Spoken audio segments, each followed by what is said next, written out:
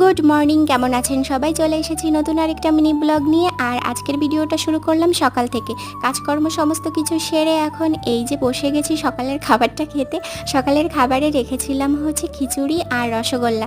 কালকে গিয়েছিলাম কালী পূজায়, তো সেখান থেকে খিচুড়ি আর রসগোল্লা প্রসাদ দিয়েছিল, কিন্তু সেটা রাত্রে খাওয়া হয়নি, অনেক রাত্রে এসেছিলাম তো তাই। তো দুপুরে আবার রান্নাটাও করে নিলাম। আর এসেছে আমার মেজো কাকি শাশুড়ি, উনি এখানে এই যে মুরগি কাটছে। কাকিমাকে এত করে বললাম যে আপনার করতে হবে না, কিন্তু জোর করে বসে গেল।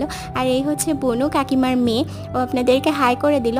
আর হচ্ছে রয় এখানে কাঁঠাল কাটছিল। আর এই হচ্ছে ভাই, মেজো কাকিমার ছেলে, তো ও আপনাদেরকে হাই করে দিল।